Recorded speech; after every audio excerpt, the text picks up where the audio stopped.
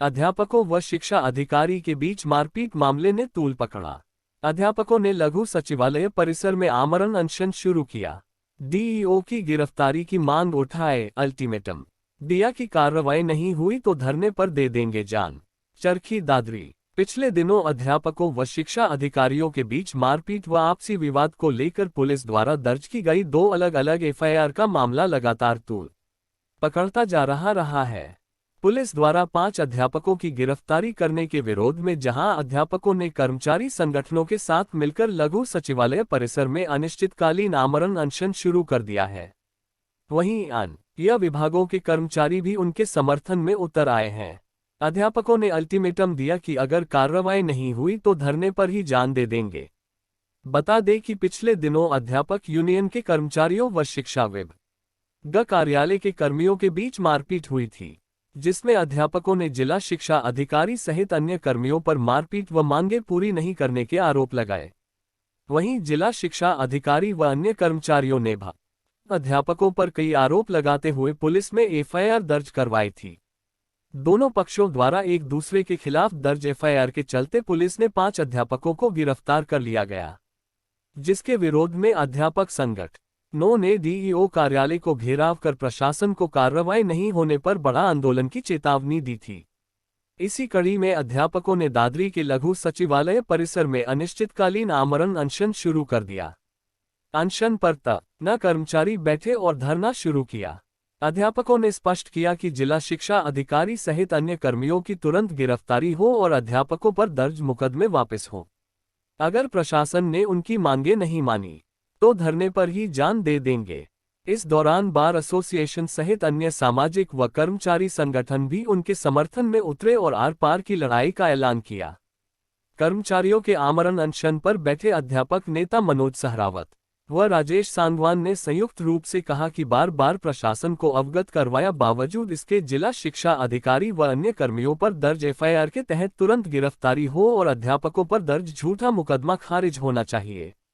अगर ऐसा नहीं होगा तो वे धरने पर ही जान दे देंगे और दूसरे विभागों के साथ मिलकर बड़ा आंदोलन करेंगे।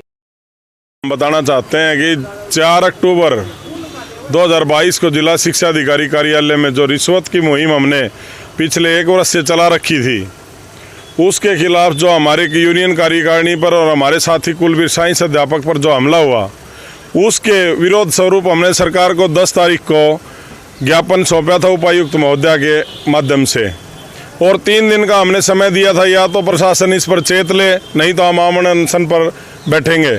न तो प्रशासन ने उन हमलावरों की गिरफ्तारी की बाकायदा, बल्कि सुनने में आया था कि प्रशासन और पुलिस प्रशासन सारा मिल के उनकी एफआईआर रद्द करने पे तुले हुए।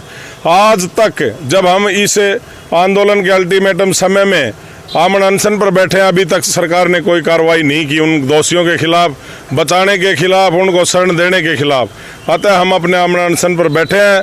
अध्यापक साथियों की ये लड़ाई जो भ्रष्टाचार और रिश्वत के खिलाफ चल रही है, इसमें हमें अपनी जान भी देनी पड़ी तो वो भी कम होगी। धन्यवाद। हमारे शरीर में जब तक सांस है तब तक हमारी उम्मीद है कि ये चलता रहेगा। मैं आपको पूर्ण विश्वास और भरोसा दिलाता हूँ, दिन रात चलता रहेगा। हम प्रशासन से मांग करते हैं कि प्रशासन आकर और हमारी कोई मदद ना करे। हमारा एक बार वजन, माप तोल, शरीर की जितनी प्रक्रियाएं होती हैं वो सारी चेक कर ले और देख ले इन साथियों में कुछ है क्या, तसल्ली कर ले। प्रशासन को हम चेता रहे हैं। आज प्रशासन का कोई नुमाइंदा बात करने नहीं आया, बल्कि उपायुक्त महोदय ने सरकार को गलत तरीके से रिपोर्ट देके और गुमराह किया है। मैं तो प्रशासन को चेता रहा हूँ। सीआईडी दादरी ने जो रिपोर्ट प्रशासन को भेजी, उसके बाद थोड़ा बहुत प्रशासन की आंखें खुली हैं और आगे की कार्रवाई से आपको अवगत करवा दिया जाए। कर्मचारियों को पहले तो आग बबूला होकर शिक्षा अधिकारी को यही नहीं पता था कि ये अध्यापक साथी उनके अधीनस्थ कार्य करते हैं। उनको तो केवल इतना पता था कि ये कार्यालय ही उनका अधीनस्थ क्षेत्र है। 2-3 दिन बाद मैडम ने मीडिया के माध्यम से जब हमने ये बातें यूनियन ने उठाई कि शिक्षा अधिकारी को ये तो पता होना चाहिए ये अध्यापक भी उन्हीं के अधीनस्थ कार्य करते हैं। नहीं, प्रदर्शन तो हमने सरकार को चेताने के लिए 10 तारीख को भी एक जुलूस निकाला था यहाँ पर, और माननीय उपायुक्त महोदय चरखी दादरी को ज्ञापन सौंपा था और उनसे मांग की थी कि जल्द से जल्द जो दोषी हैं जिला शिक्षा अधिकारी श्रीमती कृष्णा फोगाट और उसके अधीनस्थ जो कर्मचारी हैं 6 या 7 जिन्होंने भी इस वारदात को अंजाम दिया है, उनके खिलाफ जो मुकदमा दर्ज है 281 नंबर सिटी थाना चरखी दादरी के अंदर, उनके विरुद्ध कार्रवाई अमल में लाई जाए प्रशासन के द्वारा। परंतु प्रशासन ने जो 282 नंबर मुकदमा हमारे इन 5 अध्यापक साथियों के खिलाफ झूठा, जो जिला शिक्षा अधिकारी के कहने पर माननीय उपायुक्त महोदय चरखी दादरी ने रिकमेंड करके दर्ज करवाया झूठा मुकदमा, उस पर कार्रवाई करते हुए हमारे अध्यापक साथियों को गिरफ्तार किया गया 9 तारीख को, और उनकी बेल हुई थी कोर्ट से। जबकि उनसे पहले जो मुकदमा दर्ज है हमारा 281 नंबर, उस पर अभी कोई भी कार्रवाई, जिसके MLR भी सिविल हॉस्पिटल चरखी दादरी के थ्रू कटे हुए हैं और साथ में संलग्न है FIR में कॉपी के साथ, उन पर अभी भी कोई कार्रवाई नहीं की गई है। ये धरना तब तक चलेगा जब तक कि सरकार, हरियाणा सरकार, शिक्षा मंत्री, माननीय मुख्यमंत्री जी और ACS महोदय इस जिला शिक्षा अधिकारी को सस्पेंड नहीं करते हैं।